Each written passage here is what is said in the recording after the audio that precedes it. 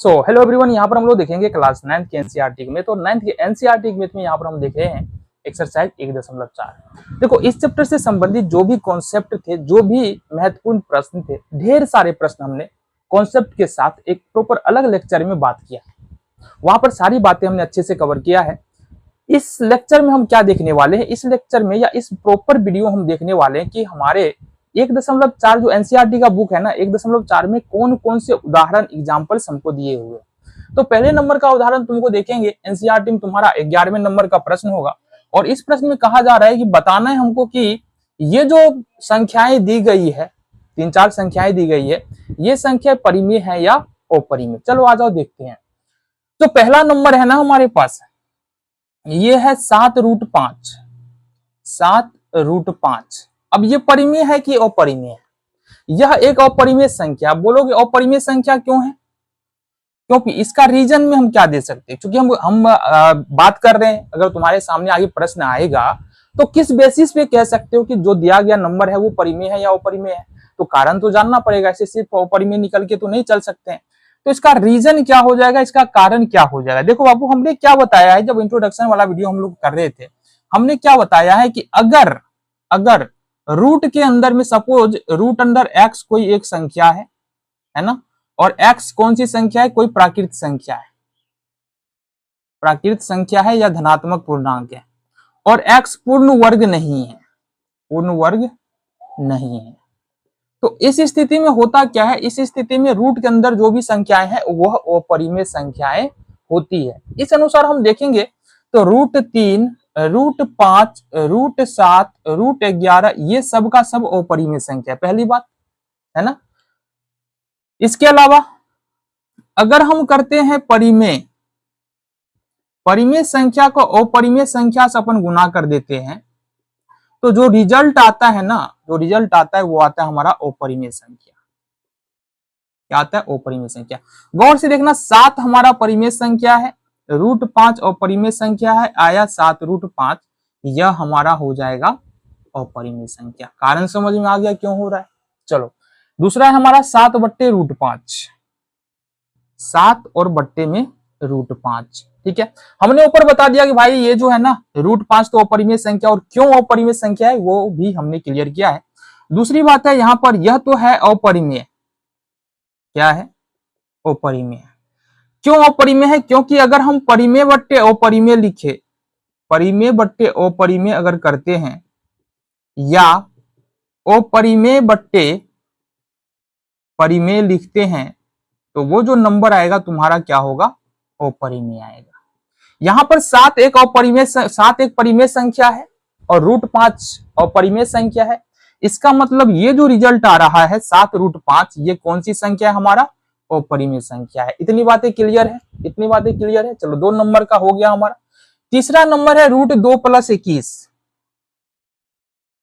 √2 + 21। अब देखो यहां से, यहां पर क्या कहा जा रहा है कि √3, √5, √7, √11 और इसमें √2 भी हम शामिल कर लेते हैं। ये भी 2 पूर्ण वर्ग संख्या नहीं है, अतः √2 हमारा क्या हो जाएगा? ये हो गया हमारा अपरिमेय।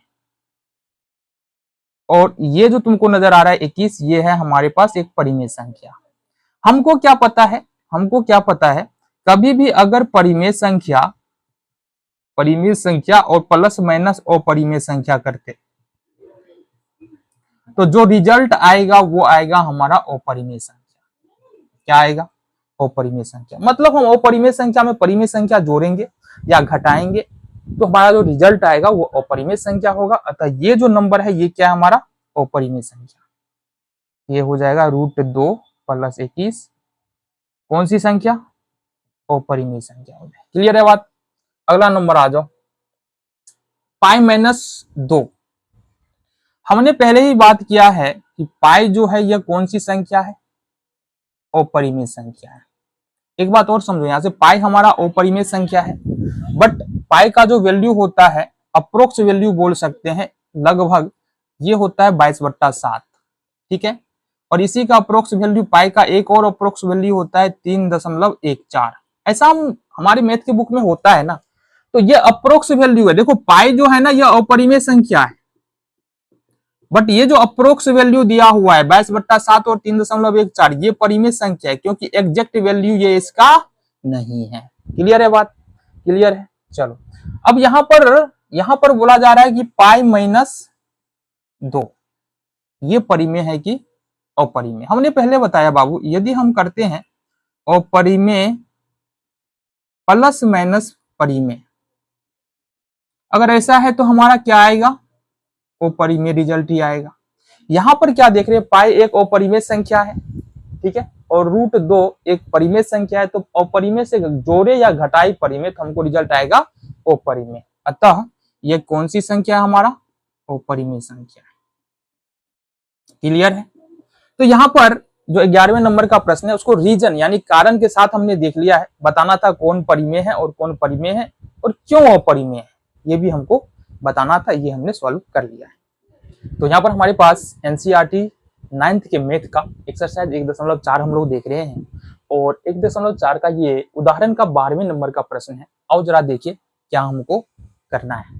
12वें नंबर का प्रश्न हमको कह रहा है कि जोड़ना है, किसको जोड़ना है? 2√2 और प्लस में 5√3, इसको जोड़ना है √2 - 3√3 को। कैसे जोड़ेंगे? बिल्कुल आसान सा प्रश्न है।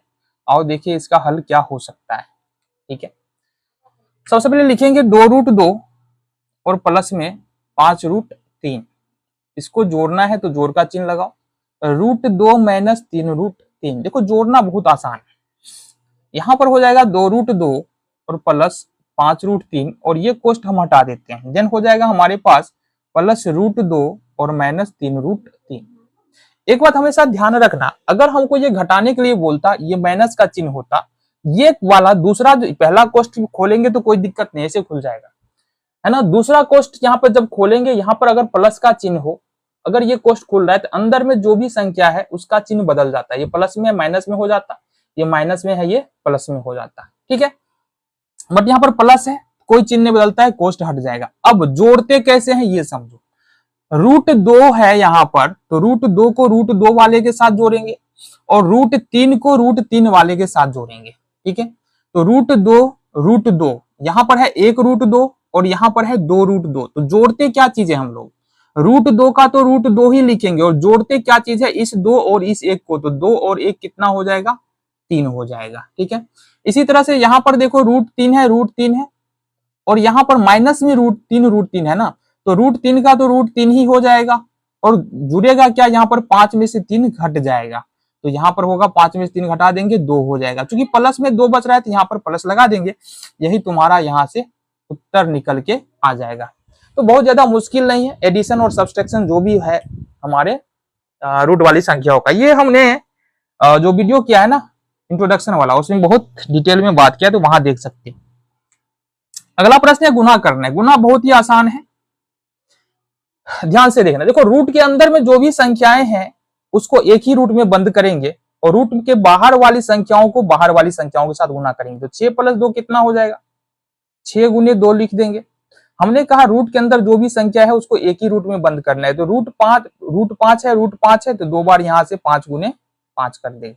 हमको पता है अगर कोई भी संख्या रूट के अंदर में 2 बार है और यहाँ पर कोई भी संख्या नहीं है ना, देखना जरा, हम बोल रहे हैं यहाँ पर कोई भी संख्या नहीं है और कोई भी संख्या रूट के अंदर 2 बार होता है तो वो रूट हो जाता है तुम्हारा खत्म। ये संख्या एक संख्या बाहर आता है, कितना आता है? एक संख्या बाहर आएगा।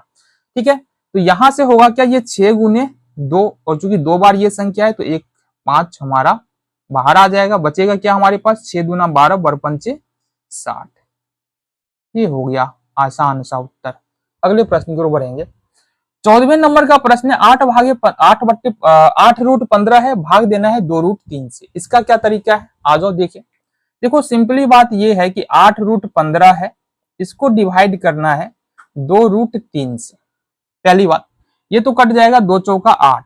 दूसरी बात ये है 4 को अभी रखते हैं हम साइड। ठीक है, हमारे पास है √15/√3। क्या है? √15/√3। जो हमने गुना में रूल अप्लाई किया था यहाँ पर कि √5 और √5 आ रहा था तो दोनों को हमने एक ही रूट में रख दिया, सेम रूल यहाँ पर भी अप्लाई होगा। ये 4 है गुना √15 √3 है तो एक ही रूट के अंदर में 15 और 3 दोनों आ जाएगा, 3 × 5 = 15। ये हो जाएगा हमारे पास कितना? 4 और √5 बच रहा है, नीचे में कुछ नहीं बच रहा है, तो ये हो जाएगा हमारा 4√5। ऐसे अगर ये सारे डिटेल में जानना चाहते हो, अगर बेसिक मैथ कमजोर है, डिटेल में तुमको जानना है, तो इंट्रोडक्शन वाले वीडियो को प्रॉपर देखो, वहां पर हमने ढेर सारे क्वेश्चंस किए हैं इस तरह के, वहां पर तुमको बेहतर तरीके में समझ में आएगा। अगले प्रश्न की ओर बढ़े। तो यहाँ पर हमारे पास अब दूसरे नंबर का प्रश्न है, देखते हैं दूसरे नंबर का प्रश्न किस प्रकार से कर सकते हैं। तो दूसरे नंबर का प्रश्न देखो, यहाँ पर दिया है √5 प्लस में √5 √5 माइनस में √5, इसको सोल्व करना है। देखो इस प्रश्न को सोल्व करने के लिए एक बात समझो, एक फॉर्मूला हमने पढ़ा है पीछे के क्लास में और 9th में भी हमने पढ़ा है, a माइनस बी और इंटू a प्लस बी, ये बराबर होता है a² और माइनस b²। अब बोलोगे ऐसा क्यों होता है, इसको अगर हम गुना करते हैं ना इसको, तो ये हमको a² माइनस b² दे करके जाता है, इसलिए इसके बराबर में ये वैल्यू लिख सकते हैं। अब समझो यहां से, अगर यहां पर बात क्या है कि ये a माइनस बी आ रहा है एक बार में और a प्लस बी आ रहा है, अगर हम 5 के जगह 5 को a मान ले और √5 को b माने, तो ये a प्लस बी हो गया, फिर इसको a माने और इसको b माने, तो ये क्या हो गया, a माइनस बी हो गया। इसका मतलब हम क्या लिख सकते हैं, इसका मतलब हम लिख सकते हैं, इसको गौर से समझना, इसको गौर से समझना, इसका मतलब लिख सकते हैं, नीचे में देखना जरा, ये a² और माइनस b² लिखेंगे, इसको a प्लस बी और a माइनस बी को हमने अभी भी बताया है। तो इसका मतलब हम इसको लिख सकते हैं, a का स्क्वायर लिख रहे हैं, तो इसका मतलब एक जगह पर 5 है तो ये हो जाएगा 5 का स्क्वायर, माइनस है तो माइनस, फिर b के जगह पर √5 है तो √5 का स्क्वायर, ये हो जाएगा √5 का स्क्वायर। 5 का स्क्वायर करेंगे तो कितना होगा, अब नीचे कर लेते हैं ना, 5 का स्क्वायर करेंगे हम तो ये 25 हो जाएगा, और √5 का स्क्वायर करेंगे तो 5 ही होता है, तो 25 में से अगर 5 घटाते हैं तो कितना बचेगा हमारे पास, 20, और यही तुम्हारा आंसर हो जाएगा। अगले प्रश्न की ओर रुख करते हैं। तीसरे नंबर का प्रश्न है √3 प्लस √7 का होल स्क्वायर, इसको सोल्व करना है। अब इसको सोल्व करने के लिए क्या समझना है हमको, देखो अगर अपन लिखते हैं a प्लस बी का होल स्क्वायर, तो ये होता है a² प्लस b² और प्लस में 2ab। अब गौर से समझना, अगर हम √3 को a माने, बीच में प्लस का 3, और √7 को हम b माने और इसका होल स्क्वायर कर दे, तो ये क्या हो जाएगा, ये हो जाएगा a² प्लस b² और प्लस में 2ab। यहां पर हमने क्या कहा है, यहां पर हमने कहा है कि हमने √3 को a माना है, तो हमने लिखा a का स्क्वायर, तो यहां से हम लिख सकते हैं क्या, √3 का स्क्वायर, प्लस है तो प्लस लेंगे, फिर b का स्क्वायर लिखा है हमने, तो यहां से √7 का स्क्वायर, एक क्यों लिख दिया हमने, स्क्वायर होगा, √7 का स्क्वायर प्लस 2ab, 2a हमने किसको माना है, √3 को, और b हमने किसको माना है, √7 को। अब इसको अगर सॉल्व करें तो √3 का वर्ग करेंगे तो 3, 7 का वर्ग करेंगे 7, प्लस 2 इंटू 7 है √21, 7 3 10 हो जाएगा, प्लस 2 √21, ये तुम्हारा उत्तर हो जाएगा। क्लियर है, आसान प्रश्न। और जैसा हमने ये प्रश्न बनाया है दूसरे नंबर का, सेम उसी तरह का प्रश्न है यहाँ पर चौथे नंबर का। क्या है, ये हमारे पास a माइनस बी और ये है हमारे पास a प्लस बी, a की जगह पर √11, b की जगह पर √7, a की जगह पर √11, b की जगह पर √7, माइनस है यहाँ प्लस है, क्या करेंगे, ये हो जाएगा a² माइनस b², a की जगह पर √11 है तो √11 का स्क्वायर, माइनस b की जगह पर √7 है तो √7 का स्क्वायर, और इसको तो हम इधर ही बना देते हैं, 11 का √11 का वर्ग करेंगे 11 और √7 का वर्ग करेंगे 7, 11 में से 7 घटा देंगे, ये हो गया अपने पास 4 उत्तर। तो देखो बहुत ही आसान प्रश्न है, इतना भी ज्यादा मुश्किल नहीं है, है ना। एनसीईआरटी में खास करके बहुत ज्यादा मुश्किल प्रश्न नहीं है, एक इक्का दुक्का होता है, ऐसा नहीं सारे क्वेश्चन आसानी होते हैं, इक्का दुक्का होता है, बट वहां पर कॉन्सेप्ट की बात होती है। अगर तुमको कॉन्सेप्ट समझ में आ रहा है ना, तो वो प्रश्न भी जो मुश्किल है ना, वो भी तुमको आसान ही लगने वाला है। तो यहाँ पर हमारे पास क्लास 9th के एनसीईआरटी का मैथ है, और 9th के एनसीईआरटी के मैथ में एक्सरसाइज हमारे पास है 1.4 और 1.4 का हम लोग उदाहरण देख रहे हैं। अब 16, 17, 18 और 19 नंबर का जो एग्जाम्पल तुम्हारे एनसीईआरटी के बुक में है, एक्सरसाइज कितना 1.4 में, ये सारे के सारे उदाहरण में हमको करनी का परिमेयकरण करना है।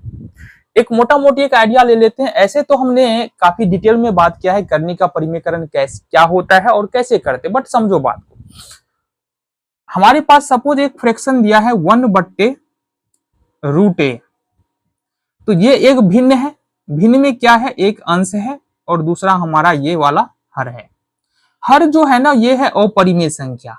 क्या है, अपरिमेय संख्या। अब ऐसा मानते हैं नहीं ये पूर्ण वर्ग संख्या ए नहीं होगा, तो रूट ए क्या हो जाएगा, अपरिमेय संख्या। अब कोई फ्रैक्शन ऐसा है, कोई भिन्न ऐसा है जिसके हर में कोई ना कोई अपरिमेय संख्या है, तो ऐसे फ्रैक्शन, ऐसे भिन्न के हर में से अपरिमेय संख्या को परिमेय बनाने की जो क्रिया होती है उसी को हम लोग करने का परिमेयकरण कहते हैं। करते कैसे हैं, जब प्रश्न में जाएंगे तो वहां पर हम समझेंगे। आ जाओ जी।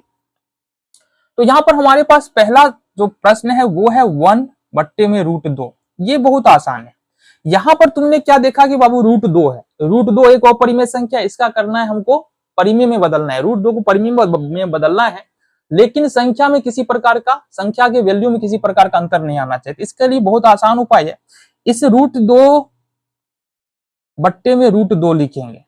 हमने क्या कहा, मतलब ये जो फ्रैक्शन तुमको दिख रहा है 1/√2, इस भिन्न के अंश और हर में इस भिन्न के हर से गुना कर दो, है ना। जो 1/√2 भिन्न है इसके अंश और हर में क्या करना है, √2 से गुना कर दो, जो कि हर है। ठीक है, इसको गुना करेंगे तो क्या हो जाएगा, एक को √2 से गुना करेंगे तो √2 हो जाएगा बट्टे में, और √2 को √2 से गुना करेंगे तो 2 हो जाएगा। ये हो गया तुम्हारा उत्तर। क्लियर है, बहुत ज्यादा मुश्किल तो नहीं है, बिल्कुल नहीं है।